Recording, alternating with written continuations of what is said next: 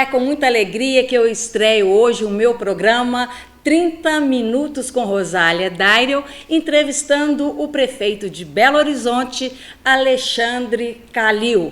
O chefe do Executivo Municipal é ex-presidente do Clube Atlético Mineiro, tem 60 anos, é casado, pai de 3 filhos e, por que não, agora também é vovô. Muito obrigada, prefeito, pela presença, por abrir esse espaço aqui para a gente numa agenda tão corrida. Seja muito bem-vindo. Muito obrigado, Rosário, pelo convite. Imagina, aqui nós vamos começar sobre um assunto que a gente falou numa última entrevista que você me concedeu, sobre seus filhos. Na época, nenhum deles estava casado, e nem um também tinha te dado neto. E pelo que eu sei, agora já tem uma netinha e um a caminho. Você está muito feliz, está curtindo muito essa vida de vovô? É muito gostoso, né? Porque o avô é o que não tem que educar.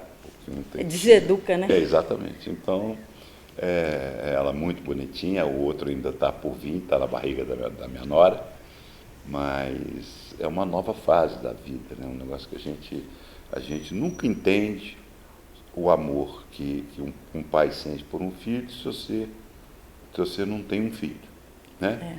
E você não entende um amor por um neto se você não tem um neto. Então é uma coisa meio mágica, né, que acontece, nasce. Ele já consegue te chamar? Não, ainda não. Ela vai fazer um ano. Ela, né? Ela vai fazer um Catarina? ano. Catarina. Isso.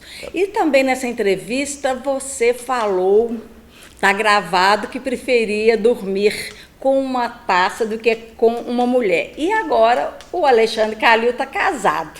Continua ainda preferindo dormir com a taça ou agora mudou? Não, deixa eu te falar, o futebol é um ambiente muito alegre, né? Muito diferente da política. O futebol é uma coisa que, para brincar, né?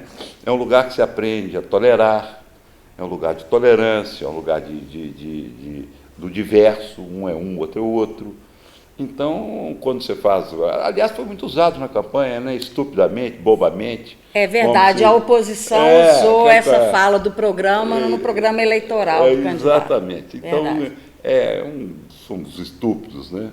Que a taça é um negócio que, apesar de... A taça só tem uma, né? E as mulheres têm muitas. Mas não é por causa disso, não. Na época eu ainda falei, é porque o Atlético, olha eu te provocando, o Atlético só tinha uma da Libertadores. Então você amava mais que tudo, não é porque tem muitas mulheres, é porque tem poucas taças. E essa provocação? Não, é porque a do Cruzeiro nem dá para dormir de tão velha que ela é. Na época da minha, ela era novinha, ela tinha acabado de chegar, né? Então era amor assim. Porque primeira vista. A taça do Cruzeiro está velha, ninguém quer mais dormir com ela, mas a minha não, a minha é novinha, então ela é diferente. E falar em polêmicas, nessa entrevista também foi muito interessante uma fala sua de que o dirigente de futebol ele é muito xingado, né? Principalmente em relação à pessoa que pode ser, como você disse na entrevista, chamado de viado ou de ladrão. E que você preferia ser viado do que ser ladrão. Mas você hoje tem um cargo político e no Brasil, pelo menos, a questão de ladrão, ela é muito mais pesada, a noção, pelo menos, né, do eleitor, do público em geral, que o político tem essa fama de ladrão. Isso aí, como é que você lida com essa posição, essa postura dessa imagem política? Olha, nós estamos com 3 anos de mandato. Essa é a prefeitura que nunca teve um escândalo. Nunca teve um escândalo mínimo possível. Você é jornalista, você acompanha, você sabe disso. Então, isso é uma questão de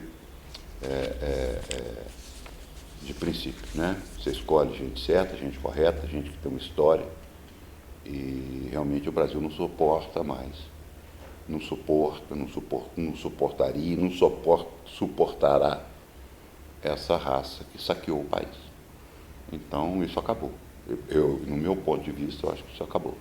Então, isso é uma coisa... O povo brasileiro, ele não repudia hoje certos políticos porque administraram mal ou fizeram mal. Todos os casos do repúdio político da população é escândalos, é roubo, é isso que aconteceu. Então, eu continuo achando a mesma coisa. Eu acho que a dignidade, a honestidade, a tentativa de fazer a coisa certa, que não quer dizer que sempre vai fazer, pode errar, mas realmente é uma vergonha a gente sentar num cargo público e não achar que nós temos aqui uma missão e viemos aqui para saquear o tesouro. Então, isso aí acabou no Brasil. Eu não ia fazer essa pergunta até agora, não ia deixar até mais depois para a gente falar sobre questão de reeleição, mas quando você fala, né, de ataques, denúncias, essa questão do patrimônio, do dinheiro público, por exemplo, o próprio Matheus Simões, que é um vereador, né, aqui em Belo Horizonte e que já se posicionou como pré-candidato à prefeitura pelo Novo, e se for aprovado, vocês saindo para a reeleição, vocês devem, né, ter um confronto mais para frente, um confronto político, mas ele fez algumas acusações, inclusive dizendo que você estava retendo cerca de 2 bilhões de reais, justamente para lançar próximo à sua campanha de reeleição. Olha, esse moço eu conversei uma vez com ele, muito. Só um boçal vai pensar uma coisa dessa, né? Eu vou ficar com dinheiro em caixa e não vou pôr minhas obras na rua. Então, quer dizer, só um neófito absoluto, que não sabe fazer nada, que é um advogado, não discuto o caráter inteligente, porque eu não conheço, né? Eu não conheço, não sei nem quem é. Mas convenhamos que o prefeito tem que ser muito cretino e muito canalha para guardar dinheiro no cofre, para soltar a obra que está pronta para ser solta. Então, não faz meu estilo. A eleição é o seguinte, Rosália, vai ser simples assim. Se melhorou, vai ser reeleito. Se piorou, bota outro no lugar. O povo não é idiota. O povo não é bobo. Então, esses irresponsáveis que falam da maneira irresponsável, e falam assim, sem constrangimento, vomitam. Porque não, está aqui, está aqui, eu estou mostrando, tá, tem isso aqui, que tem 2 bilhões guardados, que está em tal lugar, que não saiu a obra. Não tem a menor preocupação. Porque nós estamos falando do partido desse rapaz, não foi para o cartório falar que não ia pagar salário, que não ia fazer isso? O governador... É o Partido Novo que vai me enfrentar. Então, quer dizer, é o estilo. É o estilo dele. Ele vai para o cartório, assina uma coisa, no cartório, no cartório, com o documento assinado. E rasga. Fala, gente, vale mais não. Agora já estou lendo. Já que o senhor está falando aí da questão aí do Novo, que tem o governador Romeu Zema, hoje como é que é a relação entre vocês dois? Ótima. O governador Zema é um homem que me respeita e eu o respeito, até porque por uma questão de hierarquia. Ele não é um irresponsável. Ele não fala de maneira irresponsável. Entendeu? Eu costumo tratar todo mundo como me tratam. Então, quer dizer, eu acho que a irresponsabilidade da acusação,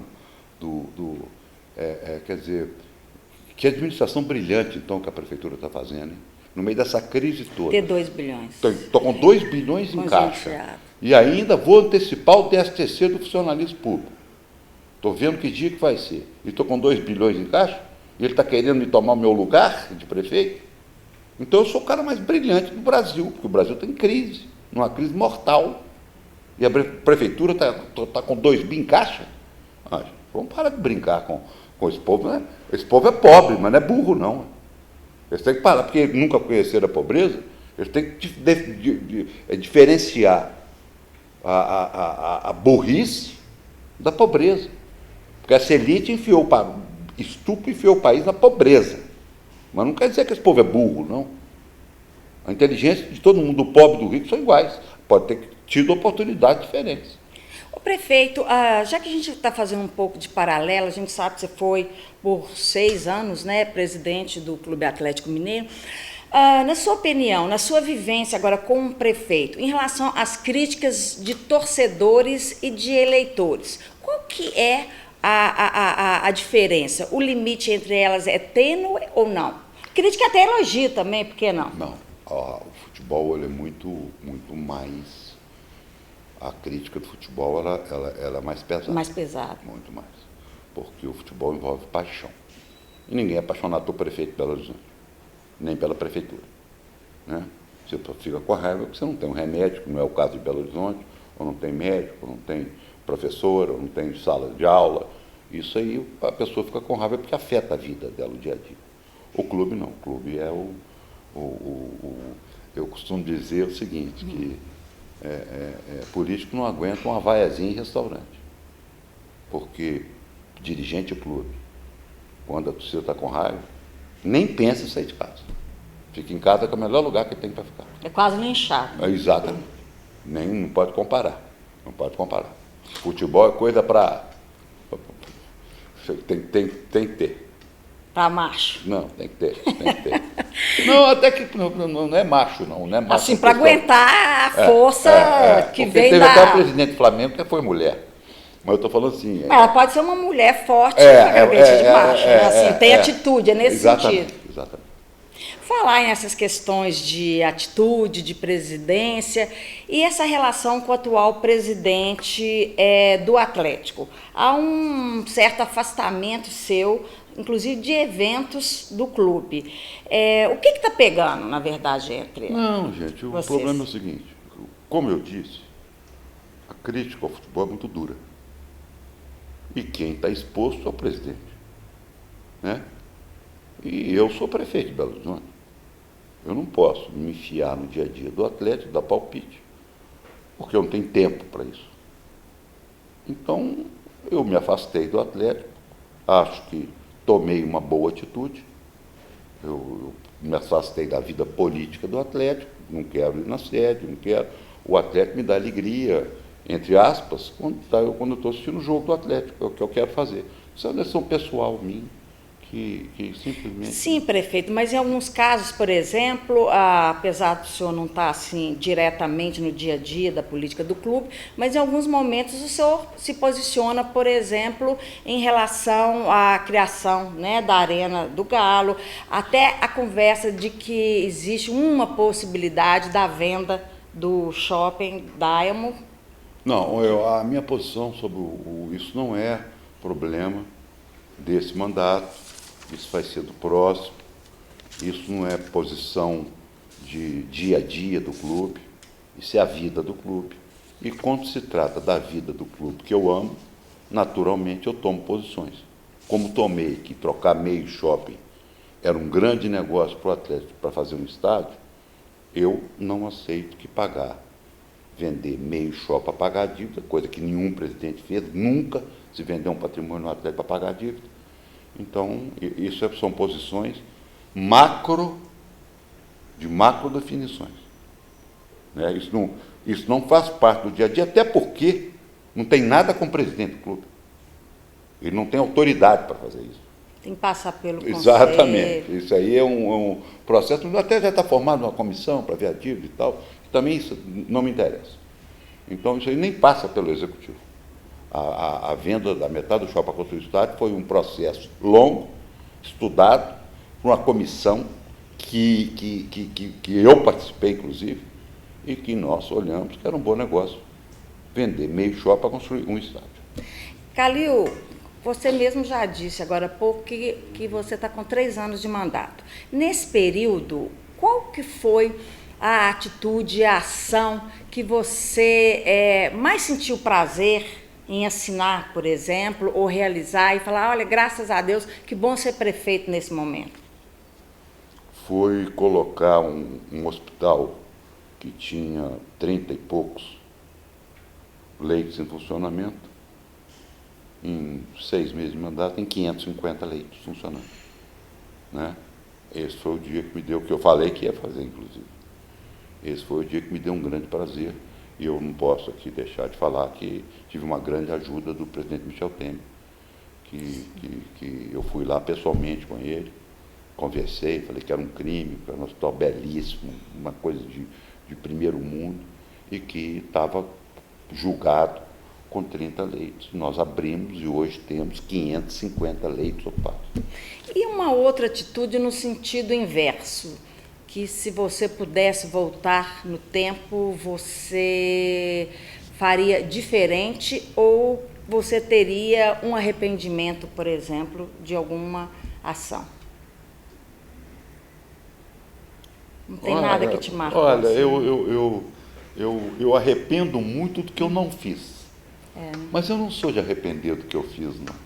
Porque eu acho até que o erro é um negócio que faz parte, ele é humano, ele faz parte do cotidiano. Não, teve uma vez que eu era presidente do Atlético, que eu lembro que eu estava num programa em São Paulo, o cara perguntou assim, me fala o que você errou no Atlético. Eu falei, então vamos fazer outro programa. Porque nós temos que fazer um programa só de erro. Então eu acho que a gente erra muito. Né? Não saber fazer não é crime.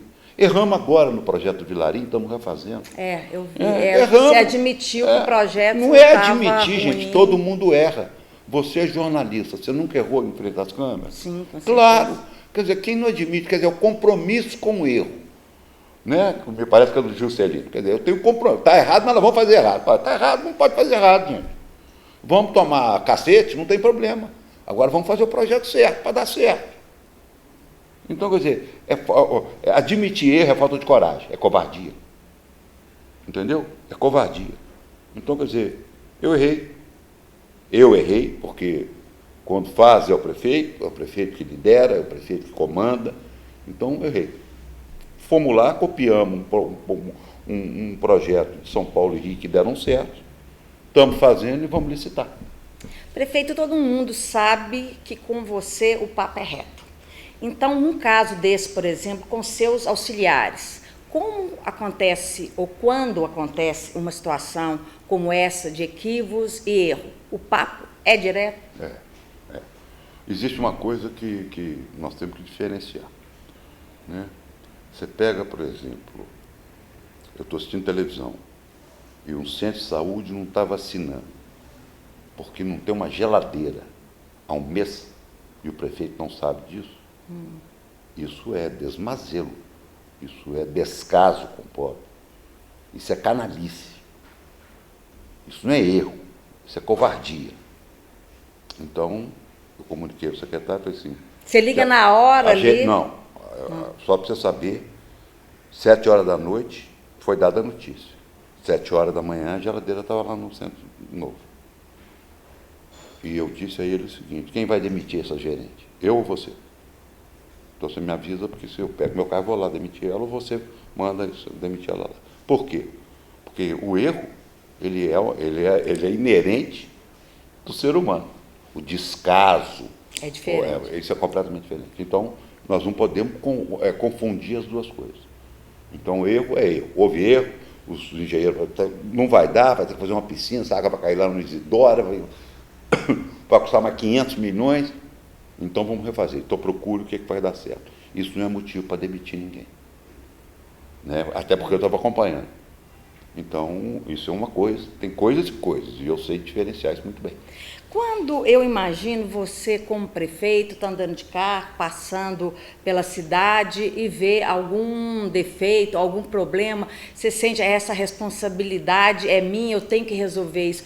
Qual que é a sensação de um prefeito que sabe que ele está andando na cidade dele, dentro do carro, e que aquela situação é de responsabilidade dele?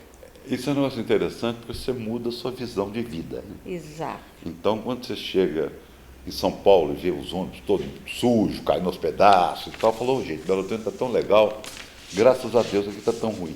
Então, é uma coisa até cruel, que você quer que tudo seja legal para a sua cidade. Você começa a olhar coisas que você nunca imaginou de olhar.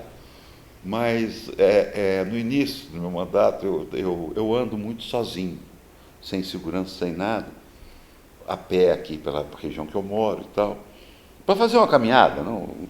E eu vi uma tampa de buraco, de bueiro aberta. E no meu caminho, aí eu liguei para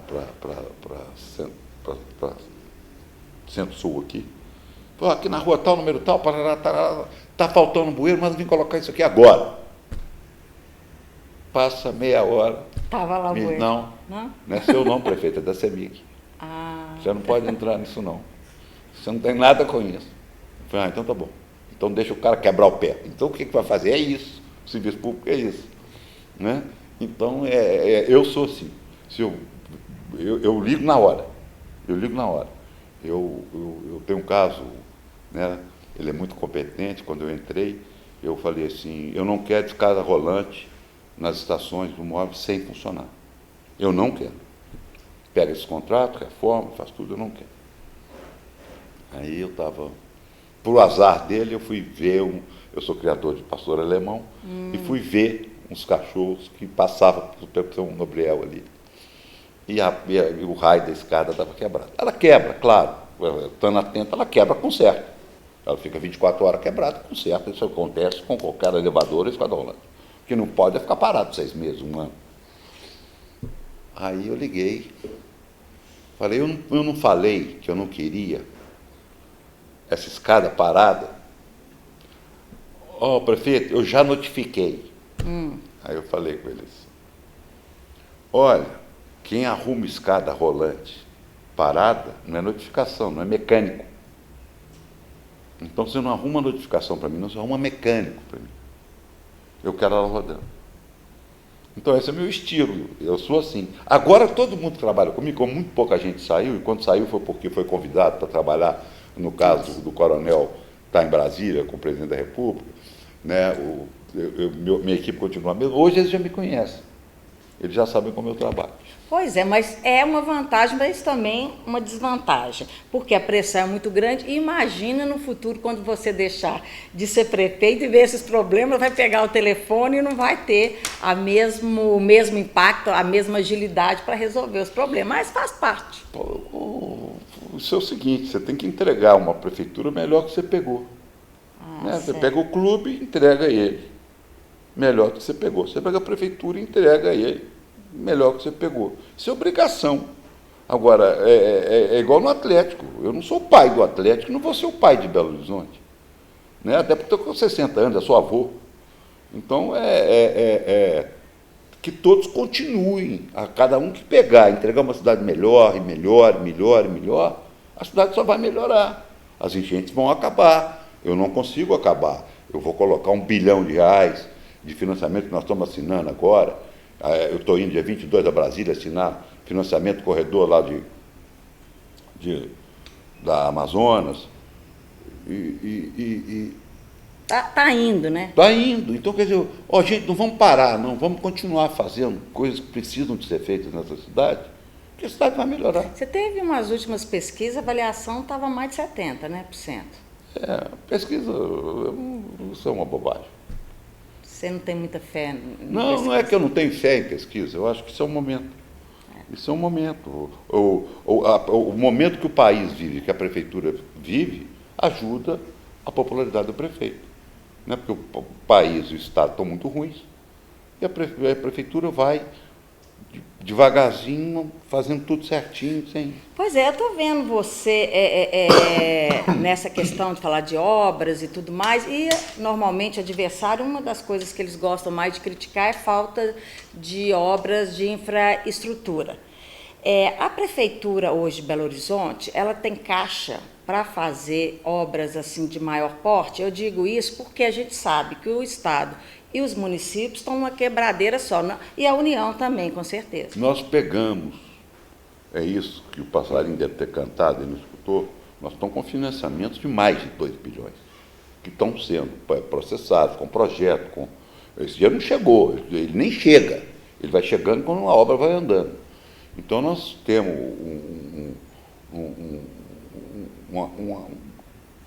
vários financiamentos saindo, provavelmente vai ser feito nem ano que vem, quer dizer, são obras silenciosas que Belo Horizonte tem condição de fazer. Agora, isso é trabalho, isso é enxugamento, isso é o que o governo do Estado está tentando fazer agora. Nós fizemos há 2 anos, foi a reforma administrativa, nós cortamos 13 secretarias aqui. Isso não cai do céu, não. Belo Horizonte foi a cidade criativa da gastronomia. Isso não caiu de paraquedas aqui dentro, não. Isso foi um trabalho feito pela Belo Tour, muito competente. Você trabalha, projeto, o carnaval cada dia cresce mais, Quer dizer, é trabalho, são 7.000 pessoas envolvidas no Carnaval de Belo Horizonte. Entendeu? É uma cidade que não podia nada, que tudo era fechado. Hoje nós fechamos ruas na periferia, botamos brinquedo. Na Araribá, por exemplo, hoje a rua é fechada com brinquedo para os meninos. O que era ali? Ali era um ponto de crack. Foi tirado como? Com humanização, com ocupação de espaço, com tudo isso. Então, nada cai do céu. Nada cai do céu. Cali, você até deu esse exemplo do bueiro e eu fico imaginando aqui, como prefeito, como executivo, é bem diferente fazer uma gestão nas ruas, é bem diferente de fazer uma gestão sentada em cima de uma cadeira dentro da prefeitura? Ou as duas coisas têm que serem feitas juntas? Olha, o que acontece é o seguinte, nós somos absolutamente receptivos a tudo. Então, o ouvido é a arma principal do prefeito. Eu tenho uma coisa que é minha, eu não inauguro obra. Não inauguro. Então, não pode inaugurar obra na política, lá na eleição. Para mim não é problema, eu nunca inaugurei. Então, acabamos uma obra de 136 milhões lá daquele viaduto leste. O que faz? Vai inaugurar? Abre aí para os carros passar. Ninguém está interessado em prefeito inaugurar nada, não. Ao centro de saúde vai inaugurar? Não, eu quero ver funcionando. O dia que estiver funcionando, me leva lá. Então, eu tenho essa coisa minha. Entendeu? Então, eu só saio para ver obra em andamento e obra pronta. Eu quero ver obra em andamento que eu entendo. E obra pronta é porque ela está funcionando. Eu fui semana retrasada no ambulatório espetacular novo de Lobés e funcionando, cheio de gente lá, esperando, um negócio bacana, espetacular, com pediatria, ginecologia. E quando os pacientes vêm lá, a turma corre lá, prefeito, tem que fazer isso, fazer aquilo, não, o assédio, não tem. Graças a Deus, eu não fui agredido até hoje. Eu não tenho não jogaram nada contra é um lugar você. ruim, né? Porque posto de saúde é um lugar ruim. Ambulatório é um lugar ruim, é lugar de doente. Todo mundo tem reclamação. É um lugar ruim. A saúde é muito ruim. Ela melhorou, mas ela é muito ruim. A gente já está com o tempo esgotando, até mesmo que o programa chama 30 minutos, mas que você é sempre estourando o tempo. Eu quero só fazer uma última perguntinha para a gente encerrando sobre a questão da reeleição, porque ela é importante em relação a quando você faz uma unidade partidária, apesar de que você coloca muito claro que partido para você não interessa. E como essa questão hoje de aliança também para cargo majoritário também já caiu por terra, mas a figura do vice é muito importante. Tanto que, durante esses últimos anos, na sua gestão, realmente a relação sua com Paulo Lamarck, que é seu vice, deu uma estremecida e vocês acabaram dando uma afastada. Isso aí é... Já voltamos. Vocês estão amiguinhos de novo? Não. Que bom. Então, em relação a esta questão, há uma possibilidade de lançar um novo vice de outro partido? Como que você está vislumbrando essa sua chapa? Eu não sento com nenhum partido para discutir meu vice. Nem eu ainda sei quem é. Como eu fiz da outra vez. Então, esse é um assunto que é meu, só eu vou resolver. É uma decisão pessoal. Pessoal. Essa é uma decisão que ela é especificamente pessoal. Então, boa sorte, muitíssimo obrigada mais uma vez pela entrevista e nosso programa termina aqui e eu espero você em breve e também espero que tenha gostado, né, dessa nossa conversa. Calil sempre direto, sempre, não vou falar polêmico não, porque a gente já falou sobre esse assunto, sempre verdadeiro nas suas colocações. Gostaria de agradecer aqui ao posicionamento do seu assessor de imprensa, Chico Maia, sempre muito prestativo, Chico está aqui presente, a equipe, a produtora, que é uma parceirona da gente, a 1308 Produções, tem também mais os parceiros como a Adri Car, que é o Make e Hair, e a Jéssica Santana também, que é biomédica e também faz parte da nossa equipe. Muito obrigada e até a próxima.